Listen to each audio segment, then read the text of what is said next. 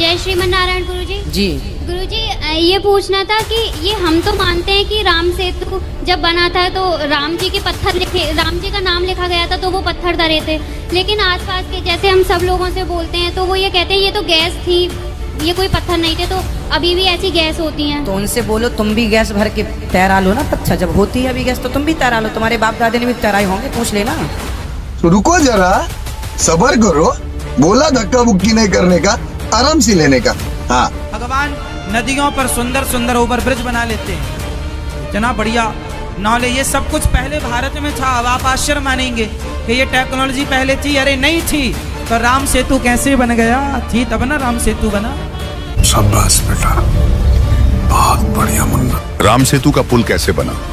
आज इसी सवाल को विस्तार से क्लियर करने के लिए हम आपके बीच दो संतों के आध्यात्मिक विचार लेकर आए हैं।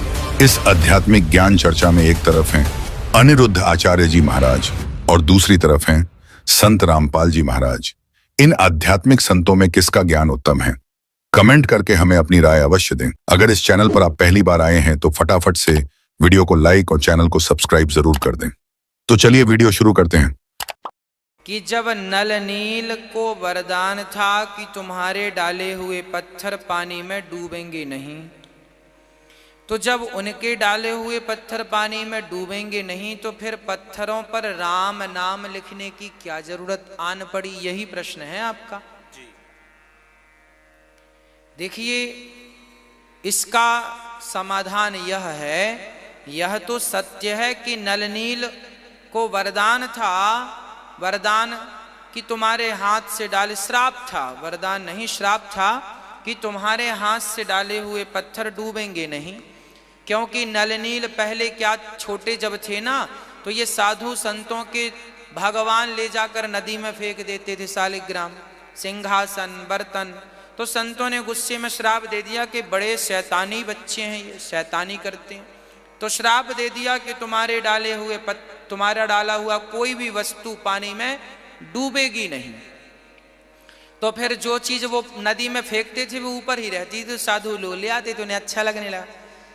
अब नल नील जो पत्थर पानी में डालते थे वो डूबता नहीं था, तो फिर पत्थर पर राम नाम क्यों लिखा?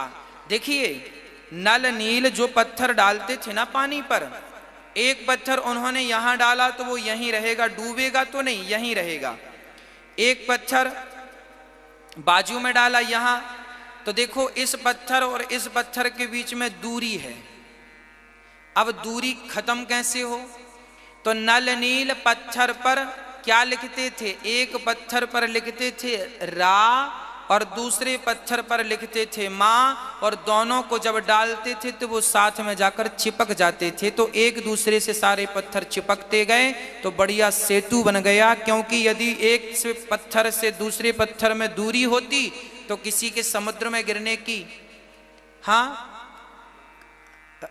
वहां पर संदेह बना रहता, कोई समुद्र में गिर ना जाए। तो समुद्र में कोई गिर ना जाए इसलिए एक पत्थर पर रा लिखते थे, दूसरे पत्थर पर माँ, और राम जब होता तो वो पत्थर आपस में चिपक जाते थे। तो राम नाम के वो पत्थर, और सच कहें इसका एक बहुत बढ़िया आशय यह है मैया जी कि देखिए, नल नील को संत का श्राप था कि पत्थर डूबेंगे नहीं, परंतु उन पत्थरों पर तो स्वयं साक्षात परब्रह्म परमात्मा चलने वाले थे ना, राम। तो राम के पांव पड़ते ही तो पत्थर स्वाभाविक है डूबने की संभावना थी। भला राम के चरण को कौन सा पत्थर झेल पाता?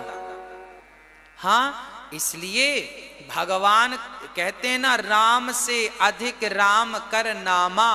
तो राम से अधिक राम नाम की महिमा को हमारे सामने रखना था, इसलिए पत्थरों पर राम नाम लिखने की जरूरत पड़ी। दोस्तों, अभी आपने सुने अनिरुद्ध आचार्य जी महाराज के आध्यात्मिक विचार। आइए अब सुनते हैं संत रामपाल जी महाराज के आध्यात्मिक विचार। अब जैसे हमने परमात्मा की जो लीलाएं सुनी थी, श्री रामचंद्र जी के विषय में हमने सुना था कि जब सीता जी को रावण उठा ले गया और फिर उसकी खोज हुई हनुमान जी द्वारा, फिर समस्या ये आई कि समुद्र के ऊपर पुल बनाना है। अब पुल बनाने के लिए श्री रामचंद्र जी ने 3 दिन तक समुद्र में घुटनों पानी में खड़ा होकर के समुद्र से याचना की थी, प्रार्थना की थी कि मुझे रास्ता दे दे। मैं बहुत दुखी हूं, मेरी पत्नी को रावण उठा ले गया है और मैंने सेना प्रलय पार करके उस राक्षस को खत्म करना, अपनी पत्नी को छुटवाना उसकी बंध से। लेकिन समुद्र तट से मस नहीं हुआ। तब श्री रामचंद्र जी ने उसको जलाना चाहा अपने अग्नि बाण से, तो उसी समय समुद्र विपर रूप धारण करके ब्राह्मण ऋषि का रूप धारण करके बाहर आया और कहा, प्रभु ऐसा काम करो, लाठी भी ना टूटे, सर्प भी मर जा। तब श्री रामचंद्र जी ने पूछा, वो कौन सा तरीका है कि आपकी सेना में एक नल और नील नाम के 2 भक्त हैं और वो पूरे गुरु के शिष्य हैं। उनके गुरुजी द्वारा उनको एक आशीर्वाद दिया हुआ है कि उनके हाथों से पत्थर भी तैर जाते हैं।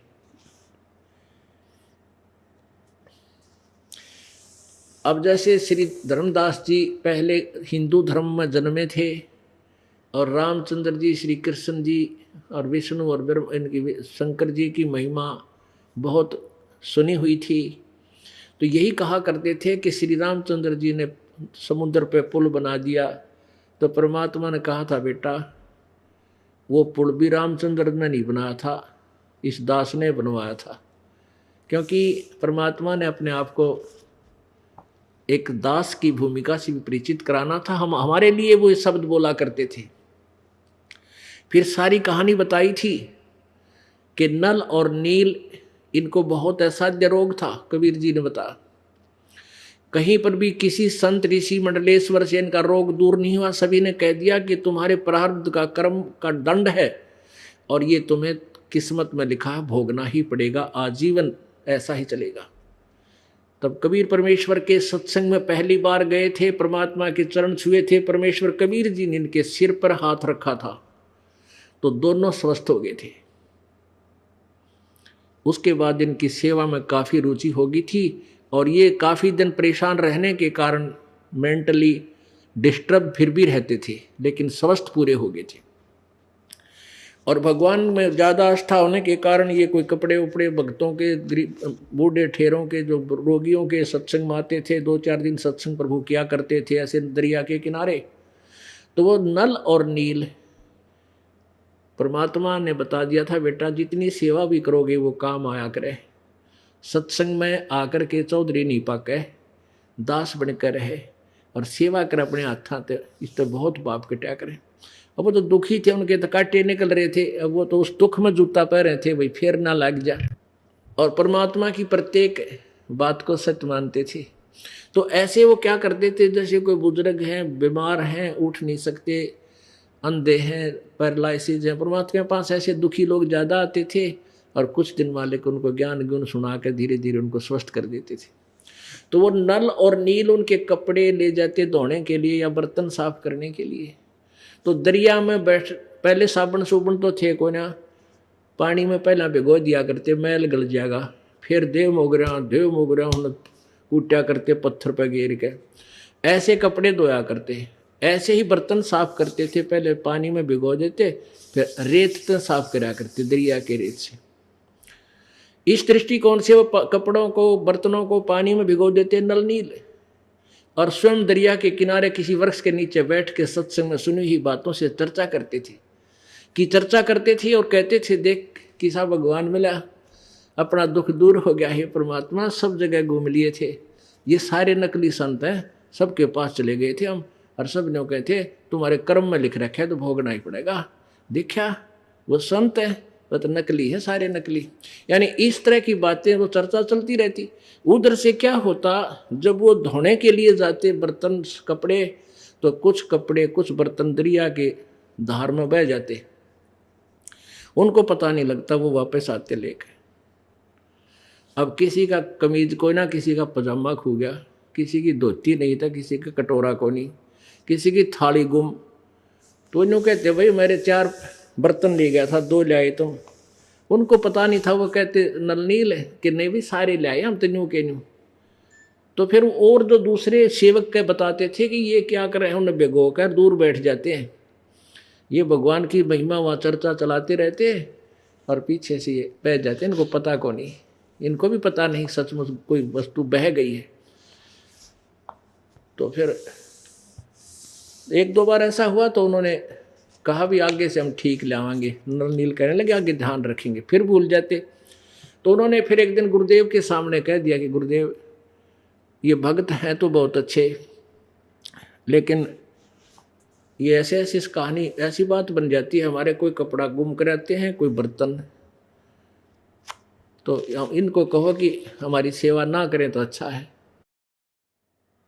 हम कर लेंगे जैसे हमारे से होगी। तो वो फिर रोने लग गए परमात्मा के चरण पकड़ के कबीर जी के।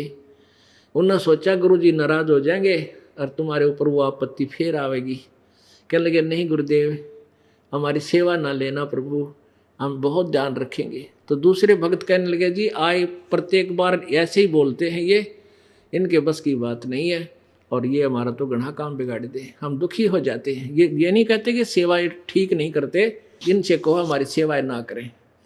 तो परमात्मा अंतर्यामी थे, जान गए। कबीर जी कहने लगे भाई ठीक है, क्यों त्रेता युग में परमेश्वर मुनिंदर नाम से प्रगट थे और 120 यानी ऐसे ही जैसे अब कलयुग में काशी में 120 वर्ष लीला की, ऐसे ही मुनिंदर नाम से त्रेता युग में बचपन से लेकर और बड़ी आयु तक लीला प्रभु ने की, वहाँ रहा करते थे, सत्संग करते थे।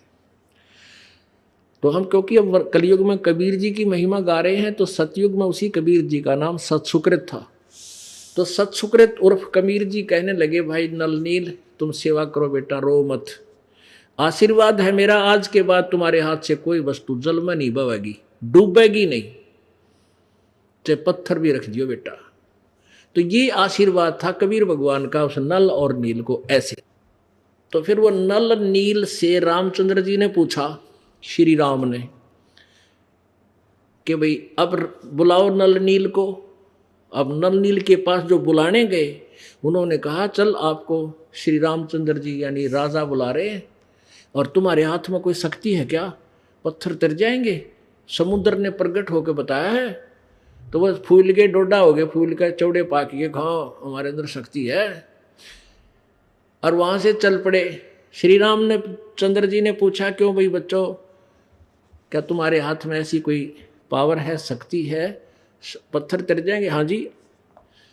अच्छा एक बार एग्जाम्पल एक्सपेरिमेंट करके दिखाओ मैंने। उन दोनों पत्थर ठाए भारा भारा और रखे, पानी में डूब गए। दूसरे फिर ठाए, वो भी डूब गए। वो सोचे क्या हो गया, फिर ठा के रखा, वो भी डूब गया। तब समुद्र ने कहा कि नकम्यो, तुमने अपना गुरुदेव याद नहीं किया, तुम महिमा के भूखे हो। क्योंकि उन्होंने सोचा कि आज तुम्हारी महिमा पूरी सेना में हो जाएगी और तुम्हारे जो है ना पूरी सब महिमा करेंगे, अंगद भी फेल हो जाएगा, हनुमान जी भी फेल होगा तुम्हारे सामने, या किसी के पास पावर नहीं, हमारे पास। और यह जीव ने मारे। जिस दिन मैं शब्द आ जाता है उसी दिन प्रभु का हाथ उठ जाता है। फिर ये जीव का जीव है, क्या भी होता है जीव का बता। ये आकाश में उड़ जाता था रावण, एक मालिक की शक्ति लेकर छोटी सी भक्ति करके उसमें सिद्धि प्राप्त कर ली, हवा भर ली टायर में, और वह पंचर होया जो फिर दे ही हो गया, कुछ ना पाया। तो ऐसे हमारी या दुर्गति न्यो हो से। इतने में समुद्र बोला कि अपने गुरुदेव ने याद कर लिया तुम्हें, भगवान ने भूल गया आज दिखा है। तब उन्होंने अपने गुरुदेव को याद किया है। और परमात्मा ने तो करना था वो काम, क्योंकि भक्ता के हितकारी बनकर सबकी करो संभाल जी, सबकी यानी तीनों लोकों में प्रवेश करके सबका धारण पोषण करने वाले, यानी सबकी जैसी भी कोई आपत्ति जो उनके संस्कार वश है, ये परमात्मा ही जाके करता उनको ठीक है। अब वो ऐसी स्तुति कर ही रहे थे, एकदम ध्यान गया दूर, परमात्मा कबीर जी आने लग रहे, मुनिंदर परमेश्वर जी। नल नील कहने लगे वो आगे हमारे गुरु जी, वो आगे गुरु जी, अब तो सब ठीक कर देंगे। अब अपनी जान बचाने के लिए हमारे अब तो कुछ हुआ नहीं, वो आगे गुरु जी, वो अब सब ठीक कर देंगे। सबकी दृष्टि गई, परमात्मा निकट आ गए साधु संत रूप में थे। श्री राम जी ने भी नमस्कार किया, सब ने प्रणाम किया। अपनी जो राम कहानी थी श्री रामचंद्र जी ने बताई और कहा, प्रभु मैं बहुत दुखी हूँ, जब आप अपने शिष्यों को आशीर्वाद दे सकते हो शिला तराने की, तो मुझ पर कृपा करो, समुद्र पर पुल बन जावे। श्री रामचंद्र जी ने कहा परमेश्वर से कि हे ऋषि जी, आज आपके भक्तों के हाथ में करामात नहीं रही और मेरा दुर्भाग्य है कि इनके हाथों से भी पत्थर तर नहीं रहे। परमात्मा बोले अब कभी इनके हाथों से तरे भी नहीं गए, क्योंकि इनमें अहंकार समा गया। तब श्री रामचंद्र जी ने चरण पकड़े, प्रार्थना की, हे ऋषिवर, एक बहुत बड़ी आपत्ति का सामना मुझे करना पड़ रहा है, आप कृपा कर दो, कुछ ऐसा वर दे दो ये समुद्र पर पुल बन जावे। तब परमात्मा ने कहा कि इस पहाड़ के चारों ओर मैंने एक रेखा खींच दी है। परमात्मा ने अपनी सोटी ते डंडे ते उस पर पहाड़ के चारों तरफ बहुत लंबे चौड़े क्षेत्र में एक लाइन सी लगा दी, जैसे लकीर सी खींच दी। कहा कि इसके बीच के पत्थर उठा लो, मैंने हल्के कर दिए, सारे तरेंगे। अब वो पत्थर उठाए गए, फॉर एग्जाम्पल पहाड़ उसमें डाले गए, काट पीट के। नल नील एक कारीगर भी अच्छे थे, तो नल और नील ने फिर वो तराश तरुश के एक दूसरे में फंसा दिए और तर रहे थे वो परमात्मा की कृपा से। अब वो पहाड़ थोड़ी सी दूरी पर था, वहां से उठा कर लावे थे। तो हनुमान जी क्या करते थे, पहलवान थे, अच्छा तगड़ी शक्ति थी, बड़े बड़े पत्थर लाते थे उठा के, और प्रतिदिन वो क्या करते थे, उसके ऊपर राम शब्द लिख लेते थे। अब वो राम शब्द से क्या है कि उस प्रत्येक व्यक्ति, भगवान के चाहने वाले सारे साधु संत इकट्ठे हो रहे थे उनकी सेना में, कि वो अपना नित्य नियम भी ना भूले। राम जैसे पहले हमने देखे, ये लाला जी हमारा वहाँ कणक तो लेने आया करते गांव में, घर में, तो वो क्या तराजू से तोलते थे, 5-5 किलो का एक धड़ी होता था। तो वो एक कहते थे, 1 राम जी, 2 राम जी, अपनी गिनती भी करते थे, राम का नाम भी लेते थे। 3 राम जी, यानी 3 हो गए भाई, 3 धड़ी तोल लिया। 4 राम जी, 5 राम जी। तो वो राम शब्द ऐसे लिखते थे, वो तोलते राम जी तो नहीं, तराजू तो तोलते थे। तो ऐसे ही ये हनुमान जी उस पर राम नाम अपनी दिनचर्या डेली करने के लिए वे भगवान का नाम याद रहा है। 1 राम जी, 1 पत्थर लिया, 2 राम जी, ऐसे वो लिखा करता था। तो हम पहले क्या सुनते थे कि भाई जब लोक वेद हम सुनते थे, ये सुनते थे कि भाई भगवान राम ने पत्थर तिरा दिए, पुल बना दिया समुद्र पर। फिर कोई कहता ना हनुमान जी ने राम लिख दिया था, राम का नाम, इसलिए पत्थर तिर गए। फिर नहीं कहते ना नल नील ने पत्थर तिराए थे, वो पुल बनाया था। कोई सिर था ना पैर था। अब पता चला वह पुल बनाया किसने था। रे नल नील यतन कर हार, तब सतगुरु से करी पुकार। रे नल नील यतन कर हार, तब सतगुरु से करी पुकार। जा सत रेखा लखी अपार, सिंधु पे शिला तराने वाले। जा सत रेखा लखी अपार, सिंधु पे शिला तराने वाले। धन धन